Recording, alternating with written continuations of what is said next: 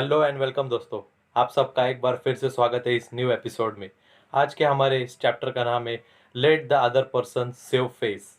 जी हाँ दोस्तों, बिल्कुल आपने सही सुना। यानी कि किस तरीके से हम विदाउट क्रिटिसिज्म किसी इंसान को उसके रिस्पेक्टेड मैनर में, उसके with due to full respect हम उसके साथ कनेक्टेड रह सकते हैं। हमें क्रिटिसिज्म से किस तरीके से बचना चाहिए, और अगर हम किसी कॉरपोरेशन के अंदर या किसी ऑर्गेनाइजेशन के अंदर अगर एम्प्लॉय है या फिर ओनर है, तो हमें किस तरीके से हमारा एटीट्यूड संभाल के रखना चाहिए कि हम जो है हमारे लाइफ के अंदर एक्सपोनेंशियल इम्पैक्ट और ग्रोथ दोनों क्रिएट कर सके। तो चैप्टर की शुरुआत करते हैं फर्स्ट पैराग्राफ से। अगर आप इस चैप्टर को लाइन टू लाइन पढ़ोगे तो आपको इसके अंदर एग्जैक्ट नेम्स और एग्जैक्ट कॉन्वर्सेशंस के बारे में आपको पता चलेगा। लेकिन एज लाइन टू लाइन मैं आपको इस मेरे वीडियो के थ्रू एक्सप्लेन करना नहीं चाहता दोस्तों। मैं आपको एक्चुअली इसके अंदर जो मॉरल और प्रिंसिपल है वो मैं आपको मेरे हर एपिसोड की तरह एक्सप्लेन करना चाहता हूँ, एकदम सिंपलेस्ट और ईजीएस्ट मैनर में। तो आइए चैप्टर को शुरू करते हैं। तो जैसे कि आप जानते हो, हमारी book how to win friends and influence people by Dale Carnegie, ये बुक कम्युनिकेशन स्किल्स और कम्युनिकेशन हैक्स के ऊपर ज़्यादा फोकस करती है कि किस तरीके से हमारे कम्युनिकेशन तरीके को हम और भी ज़्यादा डेवलप कर सकते हैं।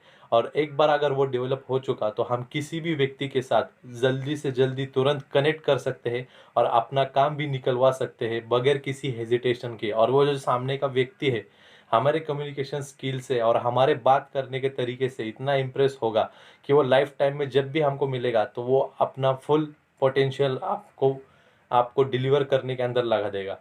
यानी कि you will be stay connected for ever with that person in your life time. तो इस फर्स्ट पैराग्राफ के अंदर ऑथर हमें ये बताना चाहते हैं कि अगर किसी व्यक्ति से अगर गलती हो जाए, सपोज अगर आप किसी ऑर्गेनाइजेशन में काम कर रहे हो और अगर आपके किसी वर्कर से गलती हो जाए, तो यहाँ पर आप क्या कर सकते हो। जैसे कि आप जानते हो कि बड़े बड़े कॉरपोरेशंस के अंदर there is just one mistake and you are fired from your job. लेकिन यहाँ पर जो है ऑथर ने जनरल इलेक्ट्रिक का एग्जांपल देते हुए हमें ये बताया है कि वहाँ पर जो है एक हेड ऑफ डिपार्टमेंट थे। वो एक डिपार्टमेंट के हेड थे, उनसे कुछ गलती हो गई थी, लेकिन वो जो एक्सपर्ट थे अपने काम में, वो बड़े ही एक्सपर्ट थे और उन्हें जो है परफॉर्मिंग स्टार माना जाता था उस कंपनी का। तो कंपनी के सीनियर्स ने और कंपनी के मैनेजमेंट ने ये डिसाइड किया कि ये हमारी कंपनी के स्टार परफॉर्मर है, इनसे गलती हो गई लेकिन हमें इनको फायर नहीं कर सकते क्योंकि ये हमारे कंपनी के स्टार परफॉर्मर है। तो इन्होंने उनको क्रिटिसाइज नहीं किया।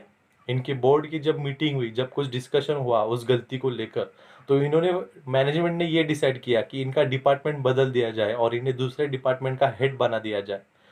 तो देख रहे हो दोस्तों, आप सोचोगे कि ये क्या है, गलती की और गलती के वजह से कुछ बोला भी नहीं, लेकिन ऐसा क्यों दोस्तों? क्योंकि ये स्टार परफॉर्मर थे। He was the valuable asset to that company.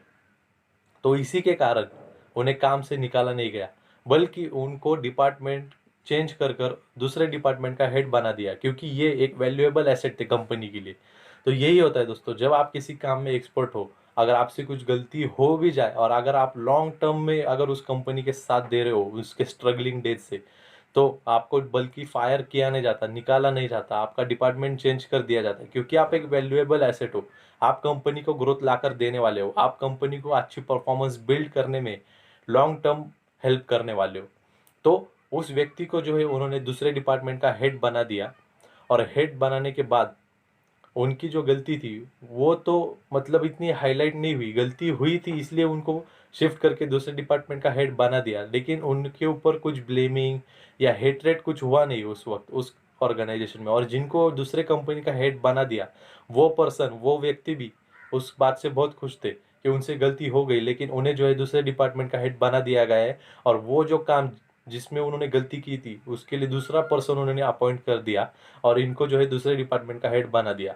तो ये क्या है दोस्तों, कंपनी चाहती तो उन्हें दूसरे एम्प्लॉयज़ के सामने क्रिटिसाइज कर सकती थी और उनके साथ जो है एग्रेसिव टोन में बात कर सकती थी, लेकिन कंपनी ने ऐसा नहीं किया।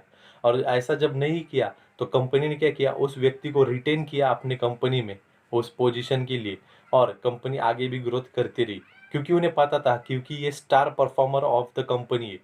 तो उन्हें निकालने से कंपनी को ही लॉस होगा, क्योंकि कंपनी अपना एक एक्सपर्ट प्रोग्रामर या फिर अपना एक एक्सपर्ट वर्कर खो देती।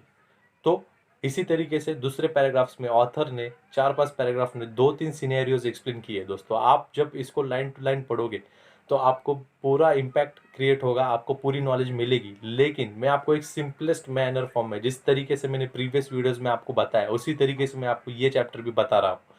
तो और पैराग्राफ के अंदर हम जब देखते हैं तो ऑथर ने ये भी डिस्क्राइब किया है एक पैराग्राफ के अंदर, एक अच्छे वर्कर है, एक अच्छा सुपरवाइजर है, और उसके ऊपर जो है उसके बॉस वाइस प्रेसिडेंट है। और यहाँ पर क्या हुआ, वाइस प्रेसिडेंट ने नोटिस की कि ये सुपरवाइजर से इस काम के अंदर मॉनिटरिंग में कुछ गलती हुई है। लेकिन सुपरवाइजर भी जो है बता रहा था कि मुझसे गलती हुई है, मतलब जो है वहाँ पे डिबेटिंग चल रही थी दोस्तों। तो वाइस प्रेसिडेंट में इसके बीच में क्या हो गया, वाइस प्रेसिडेंट ने अपना टेम्पर लूज किया और उन्होंने डायरेक्ट ब्लेम कर दिया, डायरेक्ट इल्जाम लगा दिया सुपरवाइजर के ऊपर कि तू मुझे झूठ बोल रहा है। और क्या हो गया, सुपरवाइजर वॉज फायर्ड। यानी कि ऑथर इस पैराग्राफ में बताना चाहते हैं कि इस केस में वाइस प्रेसिडेंट ने अपना टेम्पर लूज कर दिया, और लूज करने के बाद में डायरेक्ट ये बता दिया कि यू आर फायर्ड, या फिर तुम मुझे झूठ बोल रहे हो, इल्जाम डायरेक्ट लगा दिया। लेकिन as a point of view supervisor अपने काम में एक्सपर्ट था, supervisor was expert in his और हर ओन वर्क। लेकिन सुपरवाइजर के साथ जब वाइस प्रेसिडेंट बात करने लगे कि ये पूरा मैटर क्या है, ये पूरा माजरा क्या है, तो जो बात करने का तरीका था दोस्तों, वाइस प्रेसिडेंट की टोन काफी एग्रेसिव हो गई, और इतने point two point sharp questions वो सुपरवाइजर को पूछने लगे, जैसे कि एक मुजरिम को पूछा जाता है पॉइंट टू पॉइंट। तो इससे क्या हुआ, सुपरवाइजर भी सही तरीके से अपने आंसर्स, अपना जस्टिफिकेशन दे नहीं पाया। और जब सामने वाला व्यक्ति अपने आप को जस्टिफाई नहीं कर सकता, और जब वो शांत रहता है या फिर वो ऐसी तरीके से बात करता है कि सामने वाले को भी समझ ना पाए कि जो क्वेश्चन कर रहा है, तो यहाँ पे क्वेश्चन करने वाले कौन थे, वाइस प्रेसिडेंट थे उस कंपनी के। तो वाइस प्रेसिडेंट ने क्या किया, point sharp to sharp questions पूछे, वो भी एग्रेसिव टोन में। तो इससे जो है वहाँ पे कम्युनिकेशन टूट गया दोस्तों। और एक बार जब कम्युनिकेशन टूट गया, वाइस प्रेसिडेंट को जस्टिफिकेशन और जो डिजायर्ड आंसर था, जो सफाई देनी थी सुपरवाइजर को, वो मिल नहीं रही थी। तो वाइस प्रेसिडेंट ने क्या किया, एट द फाइनली उन्होंने ये इल्जाम लगा दिया कि तुम मुझे झूठ बोल रहे हो, और बात बिगड़ गई। तो ऐसा नहीं होना चाहिए दोस्तों। और ये भी कब हुआ, जब बाकी के भी एम्प्लॉयज देख रहे थे, जब आसपास के एम्प्लॉयज थे। तो आप अगर पब्लिकली किसी को क्रिटिसाइज करोगे दोस्तों, तो वहां पे बात बनने वाली नहीं है, वहां पे आपकी बात डायरेक्ट बिगड़ जाएगी। तो इस चैप्टर का जो नाम है दोस्तों, late the other person save face, दूसरे व्यक्ति को आप उसका चेहरा बचाने दीजिए। यानी कि मतलब क्या है दोस्तों, पब्लिकली आप अगर किसी को क्रिटिसाइज करोगे और आप उसको ब्लेम करोगे, एग्रेसिव टोन में अगर आप उससे बात करोगे, आप उसको अक्यूज करोगे, तो इससे क्या होगा दोस्तों, उस सामने वाले व्यक्ति का, मैं प्रीवियस चैप्टर्स में भी आपको बता चुका हूँ दोस्तों, उसका प्राइड हर्ट होगा, उसको उसकी बेइज्जती फील होगी दोस्तों। और जिस व्यक्ति को अगर आप बेइज्जती फील कराओगे ना, वो आपके साथ नेक्स्ट टाइम कम्युनिकेशन तो छोड़ो, आपको देख के ही भाग जाएगा, वो आपके साथ कभी कांटेक्ट में आने के लिए हिम्मत ही नहीं करेगा। और एक बार अगर आपने किसी को किसी की बेइज्जती पब्लिकली अगर फील करा देना, तो ये बहुत भयानक है दोस्तों। देखिए, अगर आपको गुस्सा भी आए, अगर आपको गुस्सा भी है, लेकिन आपको एक टीम बिल्ड करनी है, लीडरशिप क्वालिटी रखनी है, एक बड़ी कॉर्पोरेशन आपको चलानी है, एक एंटरप्रेन्योरशिप के जर्नी में अगर आपको निकल पड़ना है, तो आपको अगर कभी भी कितना भी गुस्सा है सामने वाले व्यक्ति पर, आपके एम्प्लॉय पर, सीनियर पर, कलीग पर, तो आपको क्या करना है दोस्तों, एक बात हमेशा याद रखिए, पब्लिकली आप उसको कभी क्रिटिसाइज मत कीजिए। क्योंकि पब्लिकली क्रिटिसाइज करने के बाद, जैसे कि मैंने आपको बताया, उसका प्राइड, उसकी इज्जत हर्ट हो जाती है। उसका भी, पर्सन का भी कुछ, हर एक पर्सन का कुछ ना कुछ ईगो होता है। आप अगर उसको 100 लोगों के सामने, 10 लोगों के सामने अगर पब्लिकली क्रिटिसाइज और बेइज्जती करोगे ना, तो वो अपने आप खुद का परफॉर्मेंस कभी आपको दिखा नहीं पाएगा, वो आपको खुद का बेस्ट परफॉर्मेंस कंपनी के लिए कभी भी डिलीवर नहीं करेगा दोस्तों। तो वो कंपनी में रह के भी क्या है, एक अंडरलाइंग एसेट हो गया, मतलब उसकी कुछ वैल्यू, मतलब अंडरलाइंग एसेट मतलब यानी कि वो कंपनी को वैल्यूएबल एसेट बनेगा ही नहीं कभी, वो अंडर परफॉर्म रहेगा, हमेशा एवरेज रहेगा, और एक दिन जो है रिजाइन करके चला जाएगा।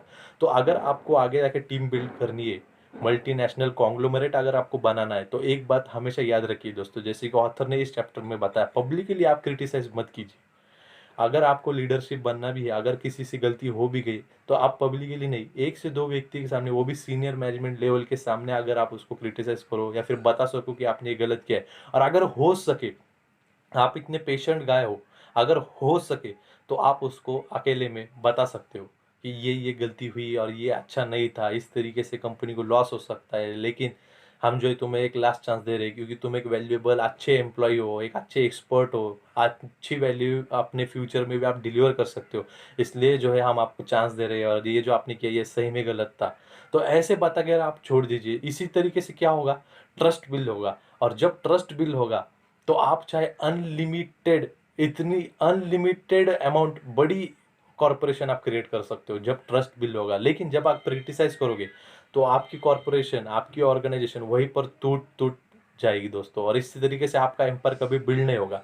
तो ऑथर इस चैप्टर का प्रिंसिपल भी वही बताते हैं, late the other person save face, यानी कि सामने वाले को आप कभी बेइज्जती फील मत कराइए, आप हो सके तो उसको समझाइए, ट्रस्ट उसका गेन कीजिए, फिर उसको उसकी गलती बताकर उसकी करेक्शन कर कर उसको जो है, अगर उससे गलती हुई है वो टास्क में तो आप उसको दूसरा टास्क दे दीजिए जिसमें वो अच्छा कर सके। तो इस चैप्टर का प्रिंसिपल यही दोस्तों। होप आपको ये एपिसोड समझ आया होगा। वीडियो काफ़ी दिन से अपलोड कर रहा हूँ मैं, बहुत दिनों के बाद, तो उसके लिए माफ़ी चाहता हूँ। तो मेरे इस वीडियो को लाइक करें, सब्सक्राइब करें, और आप टेंशन मत ले, इस बुक के हर चैप्टर को एंडिंग तक हम पढ़ने वाले हैं। तो मेरे इस चैनल पे अगर आप नए हो तो चैनल को ज़रूर सब्सक्राइब कीजिए। अगर कुछ वैल्यूएबल आपको लगा हो कि मेरी कोई बात आपकी लाइफ में वैल्यू ऐड कर रही है इस वीडियो के थ्रू, तो प्लीज़ आप ये वीडियो आपके दोस्तों और फैमिलीज के साथ ज़रूर शेयर कीजिए। So stay fit and stay healthy.